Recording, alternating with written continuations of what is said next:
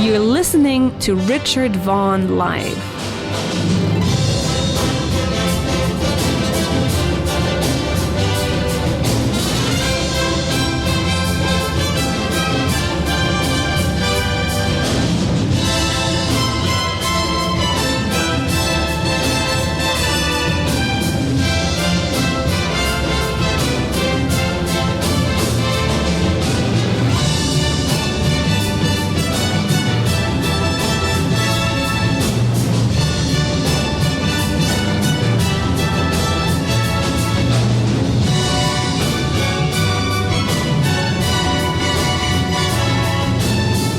All right, we're back for our second half hour of today's interesting, provocative, and very, very fascinating edition of Richard Vaughan Live. And today's Monday.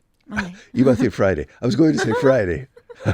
Today's Monday, the first day of the week. It's my second favorite day. Yeah, ask me what my favorite day is. What's your favorite day? Saturday, of course, because I don't work. But my second favorite day is Monday because usually my weeks are interesting. And so I'm always looking forward to a productive, constructive, and very mentally stimulating week.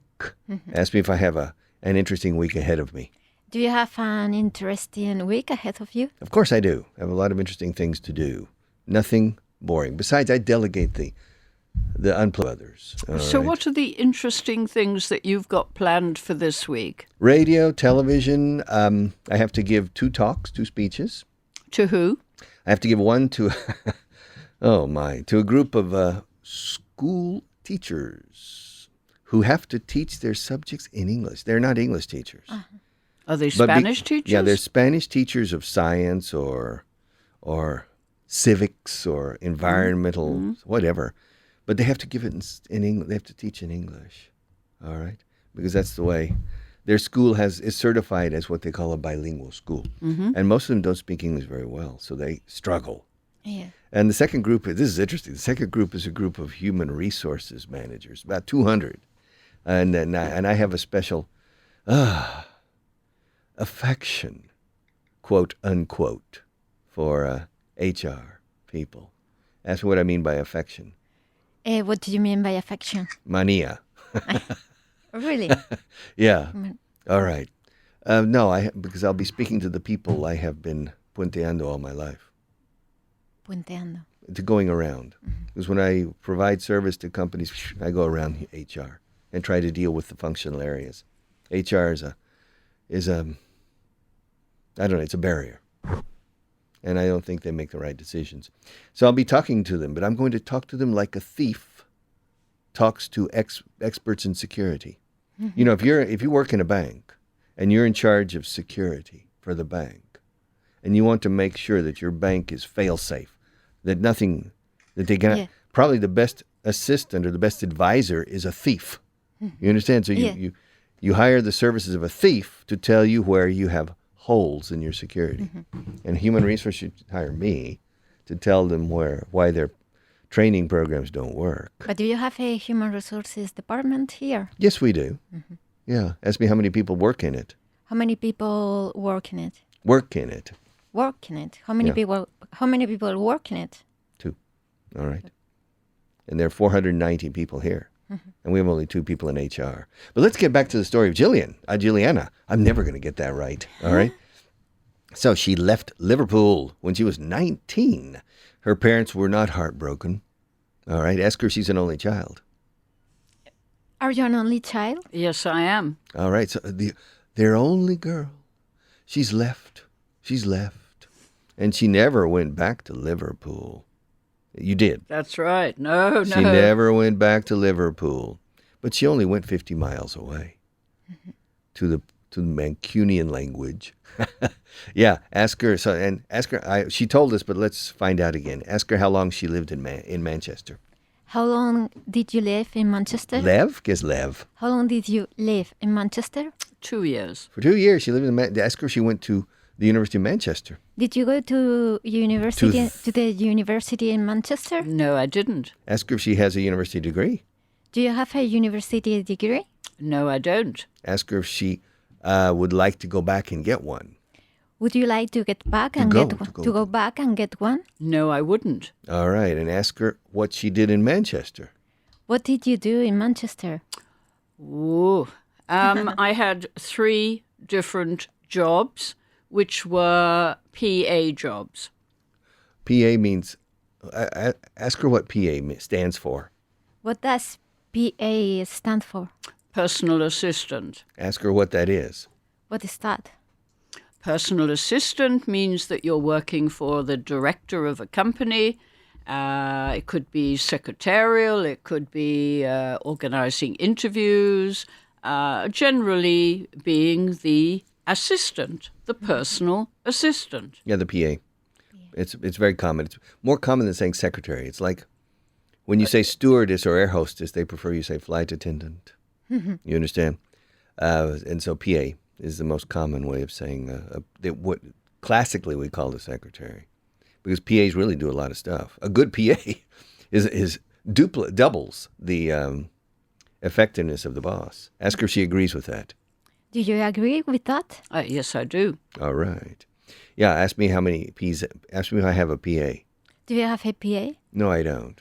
I'm too self-centered.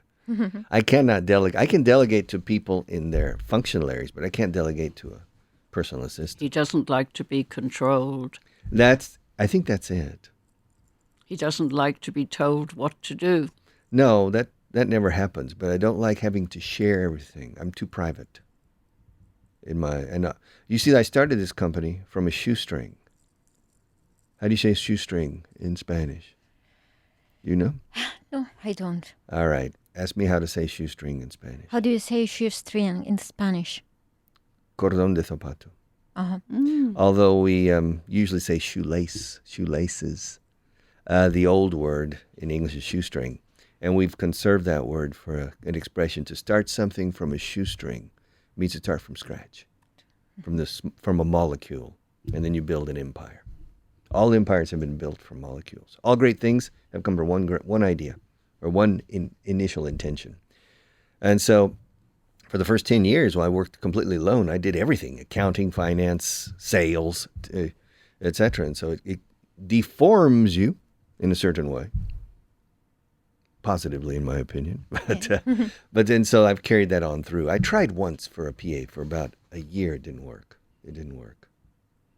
I just naturally, not that I want to be secretive, it's just I can't help it. I do things on my own. I do things by myself, you say. All right, but she worked as a PA. And then she left Manchester, I assume, because she said she was there for 2 years. I asked her if she was fed up of Manchester. Were you fed up of Manchester? I wanted to go abroad, and I had the opportunity to go to Perugia University for foreigners to learn Italian. Yeah. And that created the beginning of my life.